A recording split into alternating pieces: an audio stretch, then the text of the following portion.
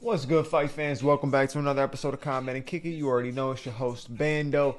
And we did the UFC 303 review a couple days ago. I recorded it on Saturday, posted it probably about an hour ago. But I recorded it on Sunday, posted it about an hour ago. But either way, did the review for UFC 303. And I'm like, you know what? I haven't played Matchmaker in a little while. So I wanted to come through and make a matchmaking video with all the fights from UFC 303, or at least from the main card of UFC 303, and we'll make some matchups off the winners and losers of that. So let's get into it.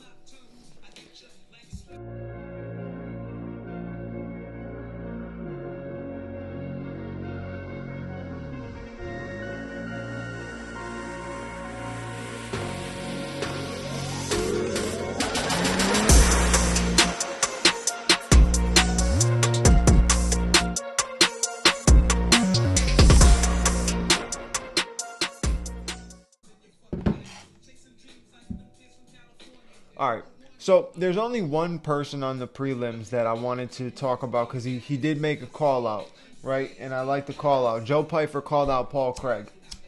Says he doesn't like his style, doesn't like the way he fights, doesn't like any of that.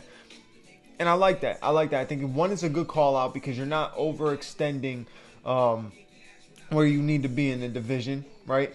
But you're also calling out a guy who's in a perfect position to kind of lead you to becoming a top 10 guy. So it's a definitely a good matchup for Joe Pyfer. I think Joe Pyfer needs more, to continue to stay active and continue to show that he is skilled, he's powerful, and I think he's going to be somebody that, as fight fans, we continue to enjoy to watch. So that is a fight that I had on this list. I would like to see Joe Pyfer versus Paul Craig. They're both skilled. Paul Craig is much more dominant when it comes to the submission game, and Joe Pyfer is much more dominant when it comes to the hands. And it'd be interesting to see those two cross paths, because if Joe Pyfer can get somebody like Paul Craig out of there early, that's a huge statement. But if Paul Craig can get this to go 3 rounds and end up finding a submission in the late rounds type of thing, he slows down the hype of Joe Pyfer.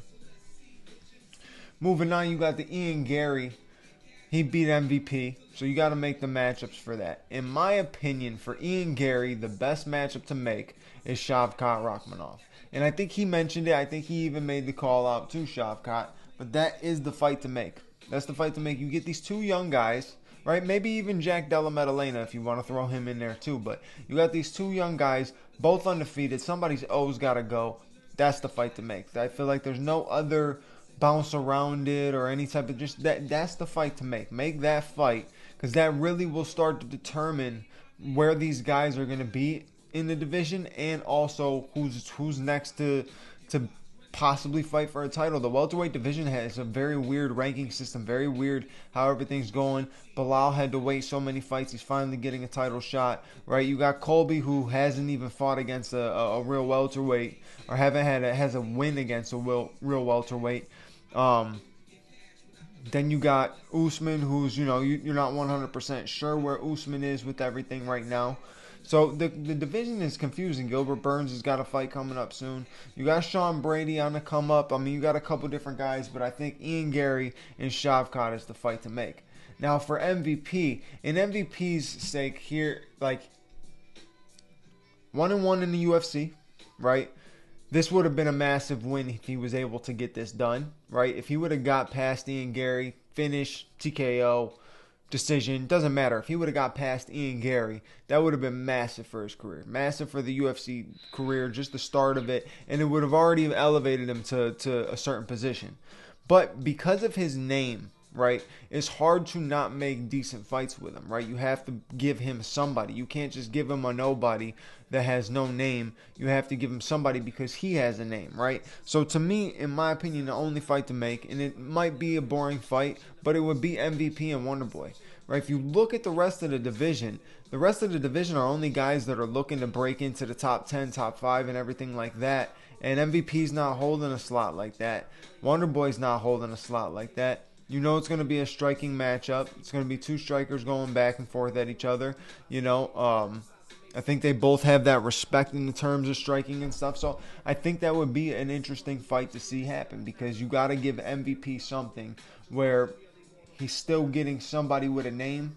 So he's not fighting nobodies, not fighting somebody on a come up that none of us ever heard of or anything like that. He's still got to fight decently big fights because he has a big name. So he's 1-1 in the UFC. I thought he did decent against Ian Gary for the defense and everything that he had for the takedowns and stuff like that. He did pretty well. I just wanted to see more from him in the striking aspect. I feel like the beginning of his Bellator career, we saw some violent finishes, and I haven't really seen much from him. You know what I mean? Like, obviously in the UFC career, we're not seeing any finishes yet.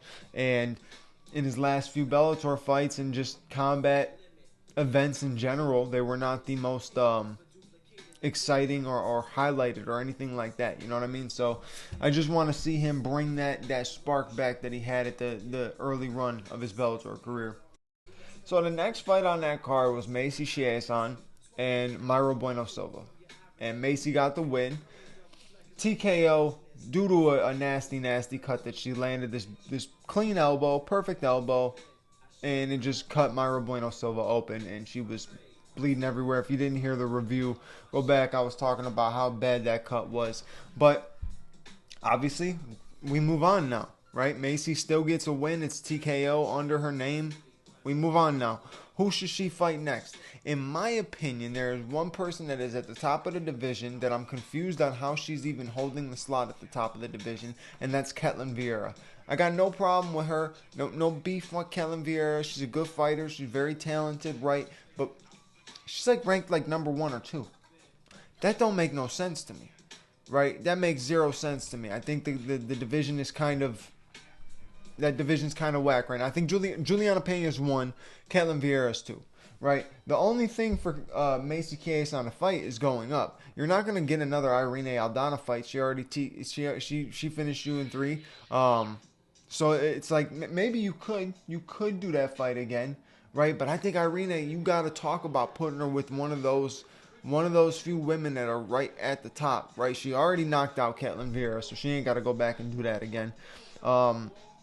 I think she smokes Juliana Peña. I don't know why that fight hasn't happened. She definitely beats Raquel Pennington. I don't know why that fight hasn't happened. But Ketlen Vieira even might be able to be the one to take out Raquel Pennington or Juliana Peña. She's got good striking as well.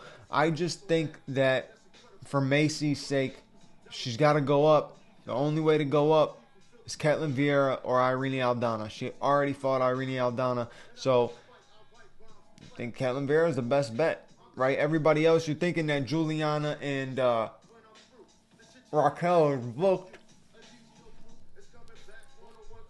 You would think Juliana and Raquel must be booked or getting booked, or is the plan to be booked, or whatever the case may be. You would think that's the next fight for that division. So yeah, give Macy Ketlen Vieira. You see what happens. You go from there, and then you see what you can make for Macy.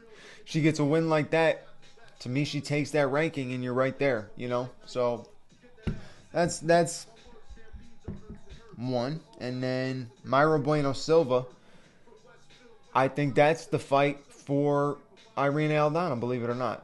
Right? I feel like that's the fight. One, we haven't seen Irene Aldana in a minute. Her last fight was against she got the win too. I wonder if that was the fight against Macy Chiasson. But either way, I'm not going to go back. But she's coming off a win. But we haven't seen her probably, I would think, like within the year, under a year, maybe just about a year we haven't seen her. So time for her to get back in there. It's a good fight to come back. You're fighting a former title challenger. Somebody who a lot of us believed would have been champion due to the matchup. Like, stylistically, we thought she was going to be the one to beat Raquel Pennington. But I think that's a good fight for Irene, and I think it's a great fight for Mayra Bueno Silva, because if you get that win over somebody like Irene Aldana, it keeps you in the conversation, right? You don't fall to the 0-3 category in your last 3. You're still up. You know, you beat somebody who's a top contender, who's actually better than both of the women that you lost to. But you're just trying to prove and show the world that you have that skill. I think Mayra Bueno Silva would have ended up winning that fight if there was never a cut to begin with. I think she was leading with the hands. She was leading with the pressure. Macy was landing good shots. She did well on the ground, but I think Mayra was still going to end up winning that fight. So then you have Roman Dolidze and Anthony Smith. Obviously, Roman Dolidze is not a light heavyweight, so what do? He's going back down to middleweight. You got to give him a middleweight matchup. My opinion, Brendan Allen. He's never seen Brendan Allen. I think that's a good matchup. Both of them are in kind of the same position in their career, same position in the division. I think Brendan Allen would beat him, right? I think Brendan Allen has a little bit more in the full arsenal to beat him. But I feel like that's a good matchup if Roman's trying to elevate himself. I feel like it was a matchup that was supposed to happen before and didn't. But I feel like that is a good matchup for Roman to attempt to elevate himself. Now, the toughest thing about making these matchups, right, is when a guy gets a win, you want to give him the next thing up, right? You want to move him up. But then it's hard to move him up to a guy who also won his last fight and is trying to move up. So when you book these fights, it's very difficult because if it's, say, a guy like Brendan Allen who's high up in the ranks loses to somebody like Roman Dolidze, you're getting dropped way back down. You're losing that how close you got to getting that title shot, you know, and you're losing to a 10 to 15 guy instead of losing to like a 2 or 3, you know, where it would be like, okay, I got all the way up and I only lost to 2 or 3, so I'm still bouncing around the 1 through 5 spot. But if you're in the 5 spot and you lose to somebody from the 10 to 15, you're definitely getting dropped down. So I think Brendan Allen, Roman Dolidze is a good fight. I think that'd be a good fight for Roman if he can end up getting it. Probably not. I mean, there's always other options in that division, right? There's a lot of fights in that division you can mess with. You can mess with him and Jack Hermanson. But you can play around with the middleweights because it's always getting shaken up. For Anthony Smith, though, right? We're back at the light heavyweight because he is a light heavyweight. Talking about Anthony Smith, the only fight that makes sense in my personal opinion is Johnny Walker. That's it. That's it. Anthony Smith versus Johnny Walker. Everybody knows why. I shouldn't even have to get into that why that should be the matchup. That's just the matchup that needs to be made. I'm mad you attacked my family. Oh, you're attacking my family. You know what? Right. These guys are both falling behind. Unfortunately, haven't had the best last few outings of their careers. Right. Anthony's been getting cracked up. Johnny obviously has been getting cracked up. Either one of them get that win, it's good for them. You know what I mean? Either one of them get that win, it's good for them. But I think at that other end, it's like, oh, if you lose that fight, call it. Call it. Actually, I'm nobody to say that. I'm nobody to say that somebody should call it. But at the same time, you know, you see somebody like Johnny Walker get KO'd the way he gets KO'd. It's like, it kind of sucks to see. You're like, damn, I feel bad for the dude getting KO'd like that. You know what I mean? Like, and everybody's like, oh, but he's getting paid. Yeah, but you still don't want to go out there and get knocked out. Like, yeah, you're getting paid, but you don't want to lose. Like, it makes no sense. Oh, he's getting paid though. Yeah, and fuck. That dude's got. He's been clipped with some shots, some finishing shots that were rough to see. Rough to see. So yeah, that's that for that one. Then you move on to the co-main event. The co-main event was supposed to be Diego Lopez versus Brian Ortega. To me, you just go right back, you book that. You snap that right back into place. You book that fight. You're still trying to put Diego Lopez up in the top of the division, still trying to elevate him. There you go. So bring that fight back around. I think it'll be a very entertaining fight, and I think you should put that fight in the sphere. If I'm being honest with you, you got a couple months. Diego didn't take a lot of damage in the fight. He had a fight with Dan Ige, but he didn't take a lot of damage. Brian should be healthy by that. Run it. Then you go to the main event.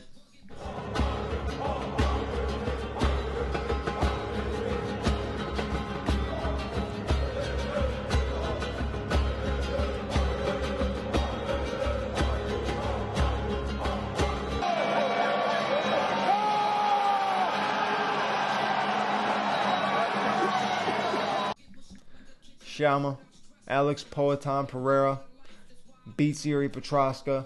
So in my opinion, right, there's only one fight for people that really like pay attention to the sport. Like, yeah, you might not be a fan sitting back and knowing this name, but it's Alex versus Magomed Ankalaev is the only fight to make, because there's really nobody else. You know what I'm saying? There hasn't been anybody else that's proven themselves.